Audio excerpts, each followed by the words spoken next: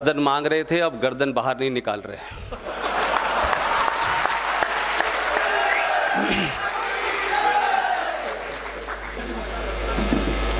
आखिर ये मुल्क मात्र 70 सालों में उसी मोड़ पे क्यों पहुंचा जिसकी चिंता 1947 से पहले जब हो रही थी, और जब मज़हब के नाम पे एक बहुत बड़ा हिस्सा मांगा गया और हमारे उस वक्त के विजनरी लोगों ने उस हिस्से को देने की वादा भी किया और उसको बनवाने के लिए जान भी दे दी। आखिर कुछ तो कमियां रही होंगी हमारे अंदर, कुछ तो बौने लोग होंगे कि हम 70 साल के सफर में दोबारा से 1947 की स्थिति में खड़े हैं। यह स्थिति बनी क्यों?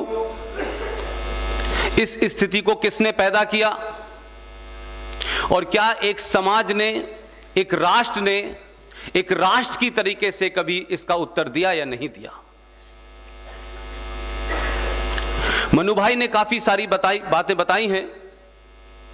जिन खतरों की तरफ वो बात कह रहे हैं, ये खतरा 10 साल पहले भी था, 20 साल पहले भी था।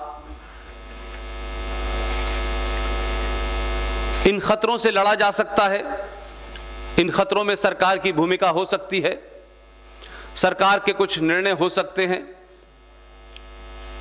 लेकिन आप सब जानते हैं कि मेरा जन्म, मेरी तालीम और तरबियत एक ऐसी जगह हुई है जहां पाकिस्तान का ख्वाब पैदा हुआ, फिर पाकिस्तान बना, और पाकिस्तान बनने के बाद जब प्राइम मिनिस्टर की बात आई तो भी उसी विश्वविद्यालय का आदमी पहला प्राइम मिनिस्टर बना। आखिर इतिहास में, जिस इतिहास को पढ़ के हम तमाम सारे लोग बड़े हुए हैं, जिस संविधान की दुहाई सुबह से लेकर शाम तक दी जाती है, उसी संविधान के साथ में जो जघन्य अपराध हुए उनके बारे में कभी चर्चा इस देश में नहीं हुई। यानी जिससे देश को चलना था, जो किताब थी, जो कोड ऑफ कंडक्ट था, जिसकी बुनियाद के ऊपर देश को आगे बढ़ना था, उस किताब के साथ जो जघन्य अपराध हुए उसी को देश से छुपाया गया। और एक नहीं कई हुए।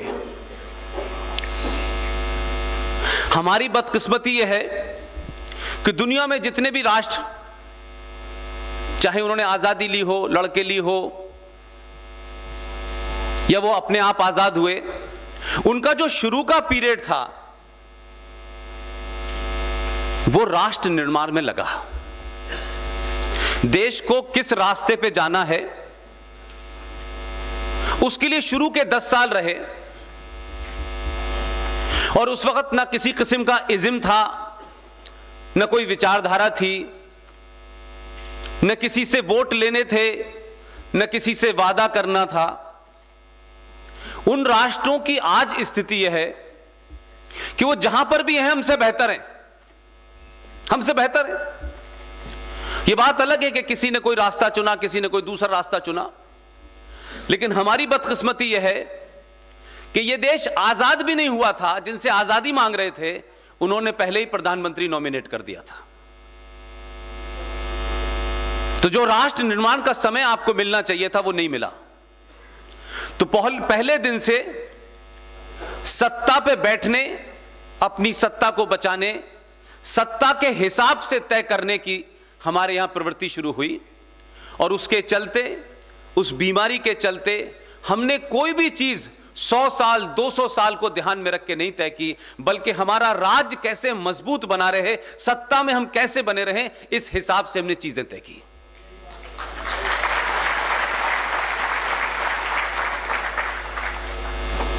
अभी हाल के दिनों में बड़ी चर्चा है और देश बड़ा खुश भी है और खुश होना भी चाहिए कि आप सोचिए कि कैसी छोटी छोटी जितनी भी यूनिवर्सिटीज थी और तमाम दूसरे दीगर इंस्टीट्यूशंस थे, सबके अंदर ऐसे लोगों को बिठाया कि उन्होंने सच कम बताया और डराया ज्यादा। ये कर देंगे तो ये हो जाएगा, इसको छुएंगे तो आग लग जाएगी, उसको छुएंगे तो देश में हाहाकार मच जाएगा। और लगातार वो सिचुएशन बनी रहे ताकि उनके सत्ता पे बैठे रहने का मार्ग आसानी से प्रशस्त होता रहे। और जब बीच बीच में ऐसे हालात बने कि इस देश के मूल निवासियों को अपने पुराने सनातन का जब जब उन्हें होश आया, तब तब कोशिश की गई कि उसको कैसे धराशाही करके एक नया नैरेटिव क्रिएट कर दिया जाए, एक ऐसा स्लोगन दिया जाए जो वास्तविकता में जमीन पे है ही नहीं। यह बात अलग है कि उस दौर में अखबार छपते थे, टेलीविजन भी बहुत देर में आया, तो टेलीविजन पे भी उन्हीं लोगों का कब्जा था और अखबारों पे भी उन्हीं का कब्जा था।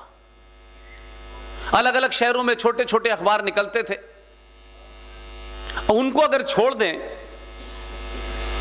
तो अगर आज तुलनात्मक अध्ययन आप करें तो क्या यह मुमकिन है कि उत्तर प्रदेश में कोई चुनाव नहीं है, उत्तर प्रदेश में कोई अमिताभ बच्चन नहीं आया हुआ है, और राष्ट्रवाद जैसा ड्राई सब्जेक्ट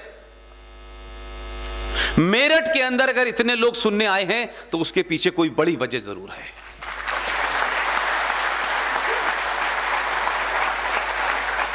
आप सब जानते हैं कि यहां आपको कुछ न किसी को एमएलए की टिकट मिलने वाली है,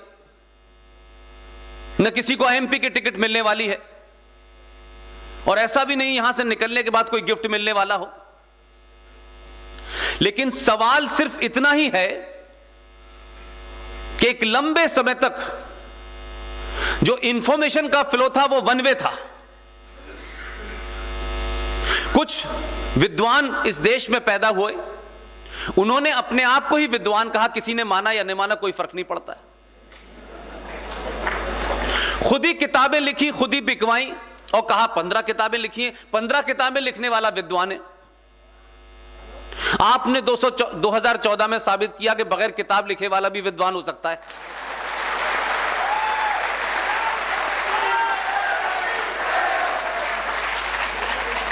तो किताब के पढ़ने वाले जितने लोगों की आप अगर फहरिस्त बनाएं,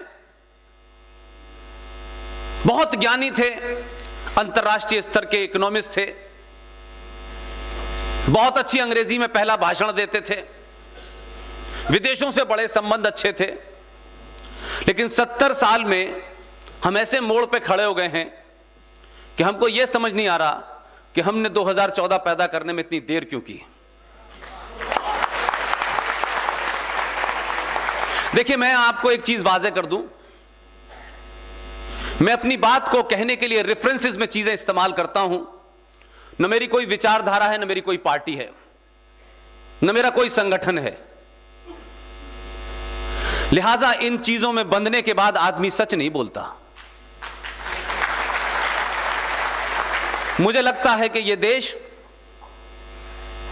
इस देश में 70 साल के बाद एक ऐसी भूख पैदा हुई है जो सच सुनना चाहता है। हम सुबह से लेकर शाम तक इन सब बातों की बहुत बात करते हैं। सच बोलना चाहिए, सच बोलना चाहिए। जो जितनी जोर से कहता है उतनी बड़ा झूठ बोलता है।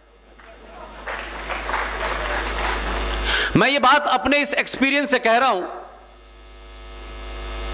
हजारों लोग इस देश में पत्रकार होंगे, यहां भी हमारे पत्रकार मित्र हैं, मैं उतना ही छोटा सा एक पत्रकार था।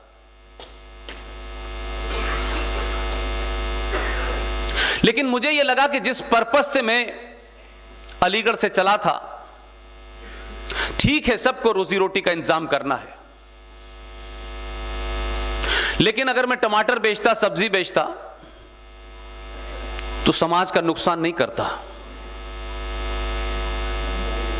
लेकिन उस पत्रकारिता के माध्यम से लगातार झूठ लिखता तो समाज का नुकसान कर देता।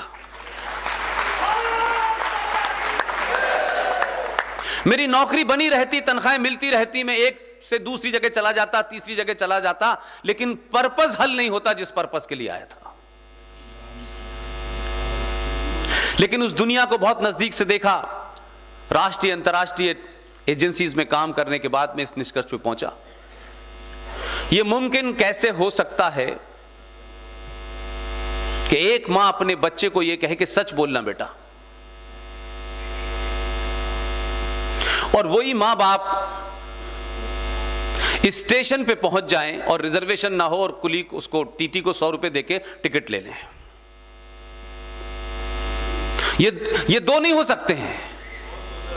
अगर आप सच बोल रहे हैं तो सच को उसका अनुसरण भी करिए। यह पाखंड नहीं हो सकता। भारत मां की जय, भारत माता की जय।